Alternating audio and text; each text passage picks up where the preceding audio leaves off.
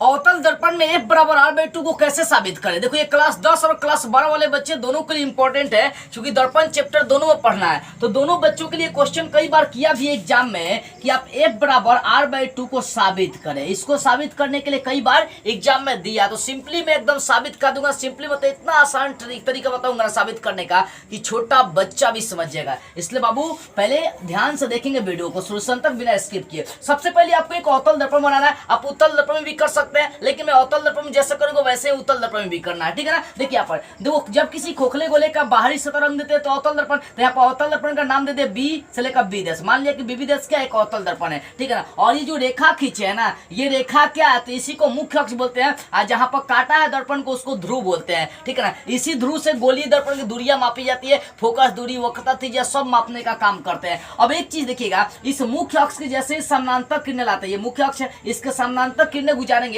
तो हमेशा वो फोकस से होकर गुजरती है, ठीक है ना। अब भाई गुजरी है तो प्रवर्तन के नियम में हमें अभिलंब भी डालना होता है। तो जहां पर दर्पण पर टकराई है इस बिंदु को हम लोग बोलेंगे आपतन बिंदु। इस आपतन बिंदु पर क्या किया, अभिलंब डाल दिया ताकि आपतन कोण और प्रवर्तन कोण यहाँ पर बन सके। तो पता है अभिलंब और आपतित केंद्र के बीच जो कोण बनता है उसे आपतन कोण, जिसे आई से सूचित करते हैं। और उसके बाद अभिलंब और अभिलंब और प्रवर्तित केंद्र के बीच जो कोण बनेगा उसे प्रवर्तन कोण, जिसे आर से सूचित करते हैं, ठीक है ना। ये चित्र आपका, ये आपको भाषा कुछ लिखने होगा, चित्र बनाकर भाषा लिखना है। क्या लिखना है कि माना कि बी डैश, बी से लेकर बी डैश है तो लिख देना है कि माना कि बी डैश एक अवतल दर्पण है जिसके मुख्य अक्ष के समानांतर AB एक किरण दर्पण से टकराकर फोकस से होकर गुजरती है। इतना आपको लिखना पड़ेगा। क्या लिखेंगे, माना कि बी से लेकर बी डैश एक अवतल दर्पण है। माना कि बी डैश एक अवतल दर्पण है जिसके मुख्य अक्ष के समानांतर AB एक किरण दर्पण पर टकराकर मुख्य फोकस से होकर गुजरती है, ठीक है ना। देखो F से होकर गुजरी है, इतना भाषा लिखना है। इतना भाषा के बाद आपको लेकर चलना प्रवर्तन के नियम से। कौन सा नियम बाबू,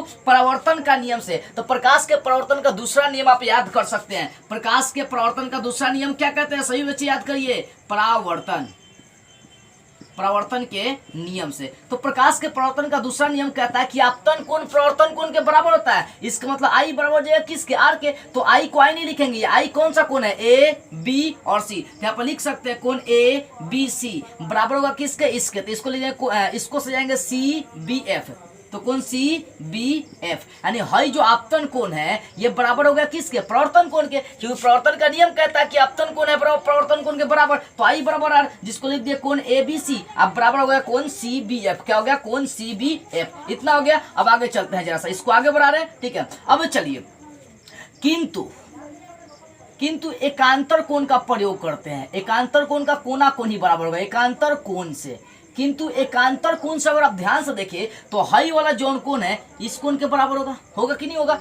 हई जौन कोण आपका है इस कोण के बराबर होगा। एकांतर कोण तो यही ना कहता है, अगर दो गो समानांतर रेखा है इसको कोई तिर्यक रेखा काट दिया तो एकांतर कोण में हई वाला कोण इस कोण के बराबर और हई वाला कोण इस कोण के बराबर। तो हई देखिए हई वाला कोण इस कोण के आपका बराबर हो जाएगा। तो वही लिखेंगे किंतु एकांतर कोण से हई वाला कोण जिसको ए बी सी बोलेंगे, तो कोण ए बी सी बराबर किसके होगा बाबू, इस कोण के। तो इस कोण का नाम दे सकते हैं बी सी एफ। तो इस कोण का नाम चलेगा बी सी एफ, ठीक है। इतनी तो एकांतर कोण सही वाला कोण इस कोण के बराबर कर दिए। अब देखिए प्रवर्तन के नियम से जो कोण आ गया, एकांतर कोण से जो कोण आ गया, उन दोनों का एलचेस साइड सेम है। देखिए एलचेस साइड ए बी सी है, ए बी सी सेम। जब एलचेस सेम होता है तो आरचेस भी सेम कर देंगे। तो इसका आरचेस क्या है, इसलिए यहाँ पर लिख देंगे कोण सी बी एफ है बराबर हो जाएगा इसके कोण बी सी एफ के। तो ये आपका कोण बी हई आ रहा है, कोण सी आपका हई आ रहा है। तो एक ही त्रिभुज का जब दो कोण बराबर होते हैं ना बाबू, तो उसकी भुजाएं वहां से निकाल सकते हैं। हई कोण बी आपका बीच वाला कोण लेकर चले कोण बी, तो कोण बी के सामने वाला जो भुजा आएगा भुजा, देखो क्या होता है, कोण के सामने वाला जो सम्मुख भुजा आएंगी वो भुजा बन जाती है। कोण के सामने जो होता है वो भुजा बन जाएगा। तो कोण बी है तो बी के सामने आपका सी एफ आ रहा है, तो इसको सी एफ लिख सकते हैं। अब बराबर इसमें सी कोण आ रहा है तो सी के सामने कौन सा भुजा आ रहा है, बी एफ आ रहा है, तो इसको लिख सकते हैं सी एफ बराबर बी एफ। ये भुजा कैसे निकालें, तो जो कोण हमें प्राप्त हो उस कोण से निकाल सकते हैं। कोण के सामने भुजा बनेगा, कोण के सामने वो भुजा हो जाएगा। यानी कोण से अगर भुजा निकालना चाहते हैं कोण के सामने वाला भुजा, ठीक है ना। देखो अगर कोण बी यहाँ पर है, कोण सी बी एफ है, तो बीच वाला लेके चलेंगे बी, तो बी के सामने है सी एफ आ रहा था तो भुजा सी एफ निकल जाएगा। इससे निकालेंगे तो कोण बी सी एफ, यहाँ सी है तो सी के सामने है बी एफ आ रहा है तो बी एफ निकल जाएगा, ठीक है ना। तो इसको समीकरण 1 मान सकते हैं, नहीं तो छोड़ सकते हैं। इतना होने के बाद आपको एक चीज मानना है, मान लेना है कि जो बी है पी के काफी निकट है, बी पी के निकट है। अब ध्यान से एक चीज सोचिएगा, है बी को यदि पी के निकट लिया देंगे, सटा देंगे, तो इसका मतलब है जो बी एफ दूरी है ये पी एफ के बराबर हो जाएगा, क्योंकि ये सट जाएगा तो इसके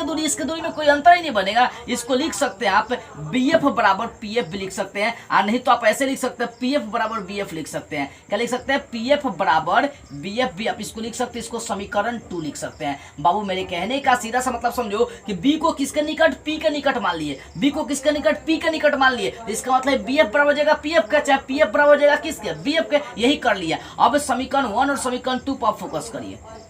समीकरण 1 तथा समीकरण 2 से, समीकरण 1 और 2 से देख रहे हैं तो आरएचएस से मैं बीएफ, बीएफ आरएचएस जब से मैं तो एलएचएस से हो जाएगा, तो एलएचएस क्या है बाबू? पीएफ, और इसका एलएचएस क्या है? सीएफ। अब देखो है, देखिए पीएफ बराबर सीएफ, तो पता है पी से लेकर सी तक को दूरी को वक्रता त्रिज्या कहते हैं, ठीक है ना। तो पीएफ बराबर सीएफ, तो हम चाहेंगे आधा आधा हाई वाला मान इस मान के बराबर है, तो इससे एक काम करेंगे कि पूरा पीसी का आधा करेंगे तो आधा आधा निकल जाएगा। तो एक काम करते हैं, है पीएफ बराबर क्या आ गया आपका? सीएफ आ गया, तो इसको लिख सकते हैं डायरेक्ट पीसी बराबर हो जाए पीसी बटा 2, क्योंकि पीसी का अगर हाई मान इस मान के बराबर है, आधा आधा है, इसका मतलब पूरा पीसी का आधा करेंगे तो हाई आ जाएगा, चाहे ई आ जाएगा। इतना आने के बाद है पीएफ क्या? इसलिए देखो पीएफ क्या? तो पीएफ फोकस दूरी है, क्योंकि ध्रुव और फोकस के बीच की दूरी को फोकस दूरी कहते हैं। अब फोकस दूरी को स्मॉल एफ से सूचित करते हैं, तो छोटा एफ। अब बराबर है पीसी क्या है? तो ध्रुव और वक्रता केंद्र के बीच की दूरी को वक्रता त्रिज्या कहते हैं। तो पीसी का मान जब भी उठाएंगे तो आर उठाएंगे, अब बटा में है तो 2, तो 2 इसको लिख लिए। यही साबित करना था, एफ बराबर आर बाई 2। देखिए कितना आसान है,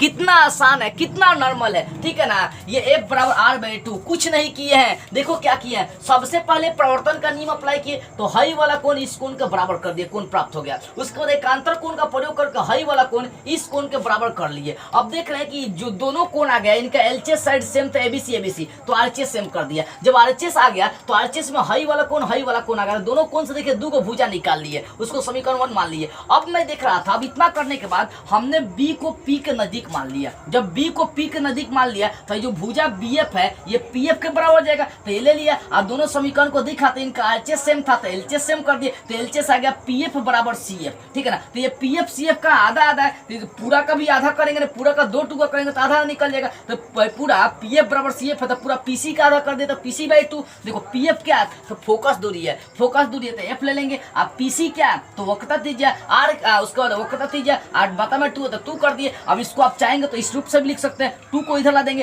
तो 8 बराबर कितना हो जाएगा? 2f हो जाएगा। यानी वक्रता त्रिज्या फोकस दूरी कितनी होती है? 2 गुनी होती है। तो इस तरह से आप साबित कर सकते हैं। देख रहे हैं कितना नॉर्मल है एकदम। ये बहुत आसान तरीका f बराबर r बाई 2 को साबित करने का। तो आपके लिए इतना सिंपल हम लोग तरीका ढूंढ रहे हैं, तो कम से कम बाबू जितने भी बच्चे वीडियो को देख रहे हैं, कुछ बच्चों के पास शेयर कर दीजिए। जय हिंद।